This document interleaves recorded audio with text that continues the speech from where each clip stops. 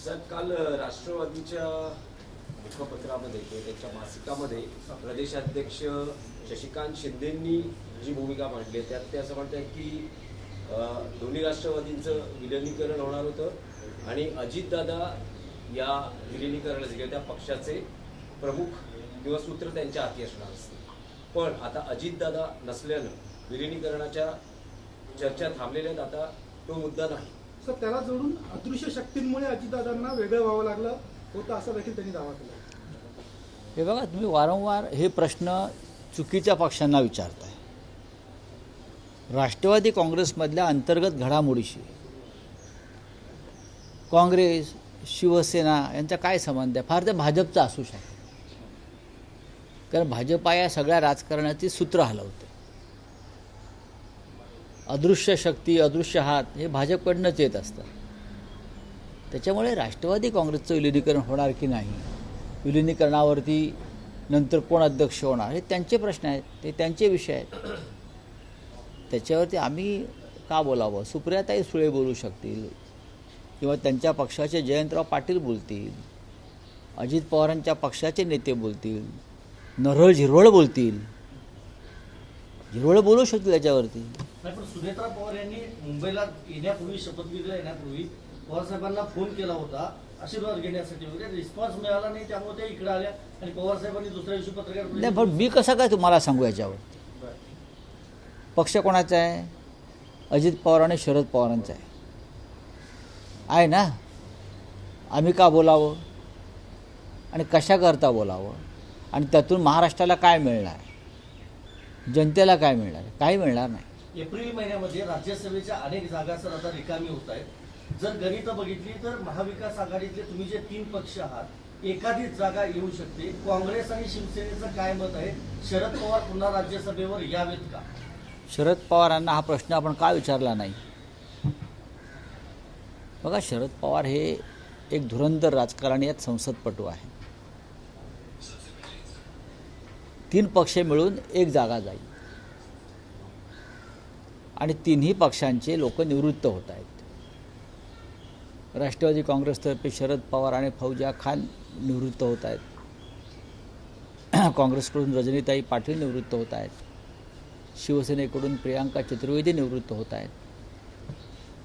आम्ही 3 पक्ष एकत्र बसू आणि निर्णय घेऊ. मध्यंतरी माझी शरद पवार साहेबांशी चर्चा झाली. त्यांना मी या विषयावरती त्यांचं मत विचारलं, तेव्हा त्यांनी मला सांगितलं की मी राज्यसभेसाठी ही निवडणूक पुन्हा लढवणार आहे, हे त्यांनी मला सांगितलं. आता या 3 पक्षामध्ये चर्चा होईल. शरद पवार हे ज्येष्ठ नेते आहेत, 60 वर्षापेक्षा जास्त काळ त्यांना संसदीय कार्याचा अनुभव आहे.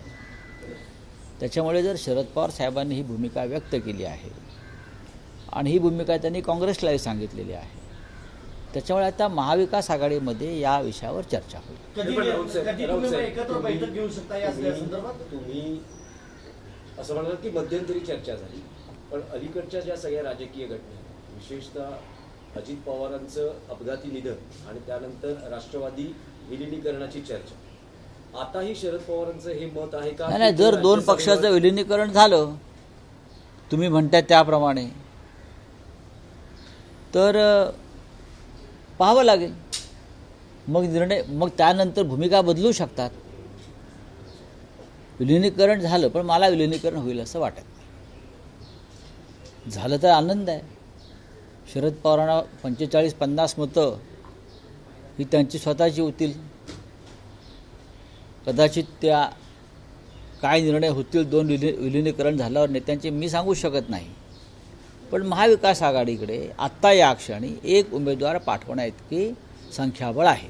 पण राऊत साहेब, तुम्ही म्हणालात की शरद पवारांची इच्छा आहे राज्यसभेवर परत येण्याची, तुमच्याशी जी चर्चा झाली, आणि आता समजा जर विलिनीकरण झालं तर मग काही सांगता येत नाही. यात अर्थ काय नेमका म्हणायचा? हा अर्थ तुम्ही सुनेत्राताई पवार, ज्या अजित पवार गटाच्या उपमुख्यमंत्री आहेत, त्यानंतर सुप्रियाताई सुळे आणि शरद पवार साहेबांशी या विषयावर तुम्ही प्रश्नोत्तरं केली पाहिजेत. मी इतकंच सांगेन की या क्षणी महाविकास आघाडीचा एक उमेदवार निवडून जाईल एवढं संख्याबळ आमच्याकडे आहे. 49 ते 50 एवढं संख्याबळावरती आम्ही एक उमेदवार आमचा जाऊ शकतो, तिघांचा विलीनीकरण मिळून. जर झालं नाही तर काँग्रेस आणि शिवसेना पाठिंबा देणार का पवारांना? पण विलीनीकरण होणार आहे का? तुमच्याकडे काय पक्की माहिती आहे का? तुम्ही सांगा, मग मी उत्तर देतो की विलीनीकरण होणार आहे किंवा होणार नाही, यानुसार माझं उत्तर असेल. प्रफुल्ल पटेल अनौपचारिक गप्पांमध्ये म्हटलेत की विलिनीकरण होणार नाही. अनौपचारिक गप्पांना काय अर्थ नसतो. अनौपचारिक गप्पांना काय अर्थ नसतो. प्रफुल्ल पटेल काय म्हणतात त्याच्यावरती महाराष्ट्र देशाचं राजकारण चालत नाही, बरं का. तो त्यांच्या प्रफुल्ल पटेल जे बोलतात हा त्यांच्या पक्षाचा निर्णय आहे, तो शरद पवारांचा निर्णय असेल. आणि ज्या अर्थी प्रफुल्ल पटेल बोलतात त्या अर्थी अमित शहाची इच्छा आहे की विलिनीकरण होऊ नये. नाही, पण रावसाहेब तुम्ही म्हणालात की दोन राष्ट्रवादीच्या विलिनीकरणाशी आमचा काही संबंध नाही, काँग्रेसचा काही नाही संबंध, पण फार फार तर भाजपला तुम्ही हे विचारू शकता. तर एनसीपी अजित पवार गटातलेच मंत्री हसन मुश्रीफ असं म्हणाले की आम्हाला म्हणजे दादांची शरद पवारांशी चर्चा सुरू होती, पण आता दादा नाहीये, त्यामुळे आता आम्हाला भाजपशी याविषयी चर्चा करावी लागेल. मी काय म्हणतोय, भाजप हा अदृश्य हात आहे, अदृश्य शक्ती आहे, हे जे मी वारंवार सांगतो आहे. आणि जे म्हटलं की अमित शहांच्या इच्छेनुसार होणार. प्रफुल्ल पटेल जेव्हा बोलत आहेत तेव्हा अमित शहा महाराष्ट्राविषयी बोलत आहेत. यापुढे त्यांच्या पक्षाची संपूर्ण सूत्र अजित पवारांनंतर ही अमित शहांकडे, फडणवीसाकडे सुद्धा नाही, अमित शहांकडे आहे. हे माझ्या इतकं खात्रीनं कोणी सांगू शकत नाही. भविष्यामध्ये या पक्षाचं काय होईल, हा पक्ष मर्ज होईल का भाजपात, विलिनीकरण झालं त्या पक्षाचं भाजपबरोबर विलिनीकरण होईल, हे तुम्हाला मी सांगतो. भाजप बरोबर विलिनीकरण म्हणजे कसं, म्हणजे भाजपमध्ये त्यांचे सगळे नेते भाजपत प्रवेश करतात? नक्कीच. आणि एकनाथ शिंदेंचे सुद्धा, जसं युनायटेड स्टेट ऑफ अमेरिका आहे तसं युनायटेड नेशन ऑफ भाजपा होणार. गडकरी म्हणाले की अजून विलीनीकरणाचा प्रस्ताव आलेला नाही, आला तर आम्ही विचारतो. बघा, अजित पवारांनंतर त्यांच्या पक्षाला 10 तोंड फुटलेली आहेत. अजित पवार हा एक खांबी तंबू होता, तो तंबू कोसळलेला आहे. त्याच्यामुळे त्या तंबूतले उंट, घोडे, बैल, गाढवं, बरं काय सगळे धावाधाव चालू आहे त्या तंबूतले. कोण काय बोलते, कोण काय ओरडते त्याकडे लक्ष द्यायची गरज नाही. पण त्यातले काही प्रमुख नेते म्हणजे गडकरी आणि प्रफुल्ल पटेल असं म्हणतात की आम्हाला या प्रकरणात जाणीवपूर्वक टार्गेट केलं जातं. कोणी टार्गेट केलं? कोणी केलं? विरोधी पक्षाने केल्याचे दिसत नाही.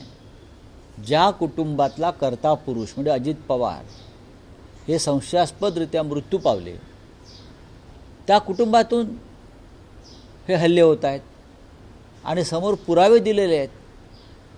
जेव्हा माणूस पुराव्यासह बोलतो तेव्हा पुराव्यानं उत्तर द्यायचं असतं. आम्हाला टार्गेट, आता मोदी म्हणतात मला टार्गेट करतात. देशाचे 12 वर्ष प्रधानमंत्री आहेत, तुम्हाला कोण टार्गेट करेल? काय दुर्लक्ष करा सगळ्या गोष्टीकडे. चला, धन्यवाद. रावसाहेब, आणखी एक विषय होता की चंद्रपूरमध्ये जे काही घडलं त्यावर तुम्ही एक प्रतिक्रिया व्यक्त करतात, त्यावर मनसेतून काही प्रतिक्रिया येत आहेत, आणि त्यातच पुढचा अध्याय म्हणजे काल मनसेच्या नेत्यांच्या वतीनं अशी भूमिका मांडण्यात आली की मुंबईत अनेक ठिकाणी आम्हाला शिवसेना उभाटाच्या कार्यकर्त्यांनी मदत केली नाही, अनेक ठिकाणी आम्हाला जागा मिळाल्या नाही, अनेक ठिकाणी अपक्ष उमेदवार उभे केले गेले, अनेक ठिकाणी आमचे उमेदवार असताना एबी फॉर्म दिले गेले, अशी भावना कार्यकर्त्यांची आहे आणि नेत्यांची व्यक्त व्हायला लागली आहे. भावना राज ठाकरेंकडे कार्यकर्त्यांनी व्यक्त केली. जर माझं राज ठाकरे साहेबांशी परवा चर्चा झाली, मी होतो त्यांच्याकडे, आम्ही चर्चा केली. तुम्ही जे म्हणताय ते जेव्हा स्वतः महाराष्ट्र नवनिर्माण सेनेचे प्रमुख राज ठाकरे बोलतील तेव्हा आम्ही त्याच्यावरती आमची प्रतिक्रिया देऊ. आता कोण काय बोलतोय, बंद दाराआड भिंतीआड, त्याच्यावरती आम्ही कशा करता बोलायचं?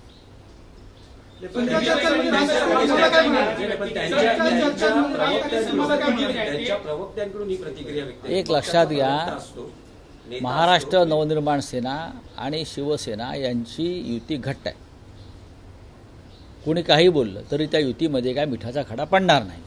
कोणाची किती इच्छा असली तरीही या ठाकरे बंधूंच्या युतीमध्ये मिठाचा खडा पडणार नाही. मुंबईच्या महापौरांच्या मुद्द्याला प्राधान्य घालण्याचा देत आहे. प्रयत्न सुरू आहे असं गणेश नाईकांनी सांगितलेलं आहे. नवी मुंबई येथील जे सर्व भूखंड आहेत ते पुन्हा एकदा बिल्डरांच्या घशामध्ये घालण्याचा प्रयत्न सुरू आहे. पुन्हा एकदा एकनाथ शिंदेनंतर त्यांनी ताशेरे जे त्या ठिकाणी उडलेले आहेत. हे बघा, गणेश नाईक हे कॅबिनेट मंत्री आहेत आणि भारतीय जनता पक्षाचे मंत्री आहेत. ते ज्या भागातून निवडून येतात किंवा ते ज्या भागाचे नेतृत्व करतात तिथे जर असं काही बेकायदेशीर भ्रष्ट मार्गानं काही कृत्य होत असतील तर कॅबिनेट मंत्र्यांनी नुसतं आदळापट आणि आपटापट करून चालत नाही. त्याने एक भूमिका घ्यावी लागते कॅबिनेटमध्ये आणि समाजामध्ये. माझे त्यांना आव्हान आहे, त्यांनी ती भूमिका घ्यावी. जर बिल्डरांच्या घशामध्ये नवी मुंबईतले मोक्याचे भूखंड कोणी घातले असतील आणि ते तुमच्याच मंत्रिमंडळातले सहकारी असतील तर नुसती आपटापट करून चालणार नाही ना. तुम्ही एक भूमिका घेतली पाहिजे कठोर. त्यासाठी तुम्ही त्याग करण्याची तयारी ठेवली पाहिजे. तर तुम्ही नेते आहात आणि मोठे नेते व्हाल. अजित पवारांच्या विमानाचा अपघात होऊन 15 दिवस उलटलेले आहेत. त्यांच्याच पक्षातून सुरुवात झालेली होती. संशय त्यांनी अमोल मिटकरी असतील इतर नेत्यांनी व्यक्त केला होता, तुम्ही देखील व्यक्त केला होता. सर, यंत्रणा काम करतायत, तपास सुरू आहे इतकंच समजलं जात आहे. 15 दिवस झाले अजून काही निष्पन्न तपास होणार नाही. तपासातून काही निष्कर्ष निघणार नाही. रोहित पवार यांनी जे प्रेझेंटेशन दिलं त्यातल्या कोणत्या मुद्द्यावर तपास झाला आहे किंवा झाला नाही हे शेवटपर्यंत तुम्हाला कळणार नाही. अजित पवार ज्या विमान कंपनीच्या विमानातून प्रवास करत होते त्या कंपनीमध्ये सुद्धा एक अदृश्य हात आहे. त्या कंपनीमधली बेनामी इन्व्हेस्टमेंट, बेनामी मालक कोण आहेत याचा आधी तपास व्हायला पाहिजे. रामसाहेब, मंत्री नरहरी झिरवळ असं म्हणतात की जे मंत्रालयातलं लाचखोरी प्रकरण उघडकीस आलं त्याचे जर धागेदोरे आपल्यापर्यंत आले आणि तसे जर सिद्ध झाले तर मी मंत्रिपदाचा राजीनामा देईन. त्यांनी नैतिकतेच्या मुद्द्यावर राजीनामा दिला पाहिजे. सगळ्यात आधी नरहरी झिरवळ काय आहेत हे सगळ्यांना माहिती आहे. त्यांच्या पेठ तालुक्यातल्या लोकांनाही माहिती आहे. मला तोंड उघडायला लावू नका. नरहरी झिरवळ यांचं कार्यालय, मंत्र्यांचं कार्यालय ACBने सील केलं आहे यासारखी लाजिरवाणी गोष्ट नाही. आणि मुख्यमंत्र्यांच्या आदेशाशिवाय अशा प्रकारची कारवाई मंत्रालयात होऊ शकत नाही. याचा अर्थ मुख्यमंत्र्यांच्या कार्यालयाचं त्यांच्या मंत्रालयातल्या लाचखोरीवर लक्ष होतं आणि लाचखोरीचा अतिरेक झाला तेव्हाही कारवाई झाली. झिरवळांचं मंत्रालय किंवा जे डिपार्टमेंट आहे ते सामान्य माणसांच्या जीवाशी संदर्भात असं मंत्रालय आहे. औषधं आहेत, ड्रग्स आहेत, इतर काही गोष्टी आहेत, तंबाखू आहेत, मेडिकल स्टोर्स आहेत, गुटखा आहे. आणि ज्यांना झिरवळांचं चारित्र्य माहिती आहे या संदर्भातलं तर त्यांना काय सांगायला नको की त्या मंत्रालयात किती अनागोंदीने अराजक माजलं होतं ते. ह्याच झिरवळांच्या काळामध्ये उपाध्यक्ष असताना पक्षांतरबंदी कायद्यासंदर्भातले काही विषय पक्षांतराचे त्यांच्यासमोर आले होते आणि काय आहे पडद्यामागे काय घडलं हे आम्हाला माहिती आहे. चला, मालेगावमध्ये टिपू सुलतानचा फोटो लावला आहे. मालेगांव का सवाल है. डेप्यूटी जो उप महापौर है उनके ऑफिस में टीपू सुल्तान का फोटो लगा है और कहा गया है शाने हिंद.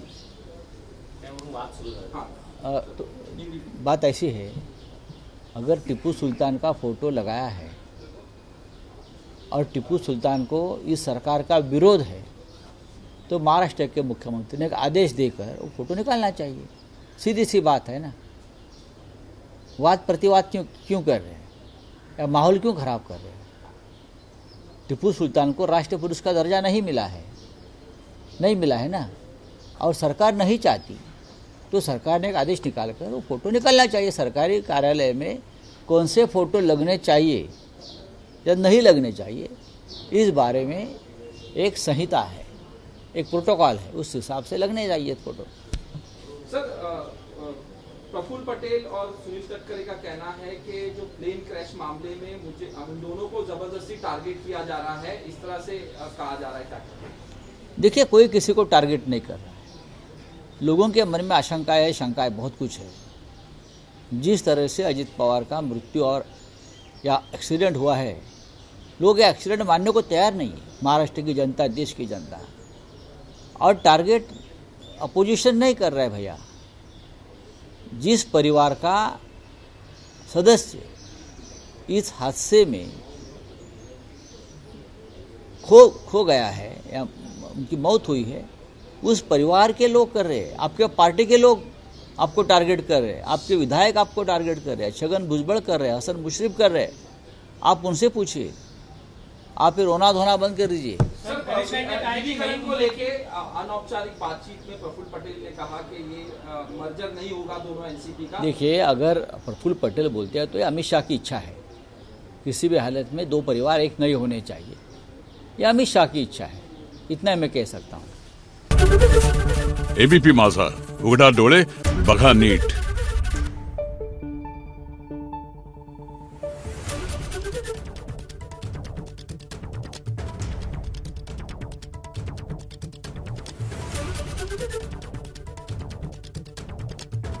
Thank you.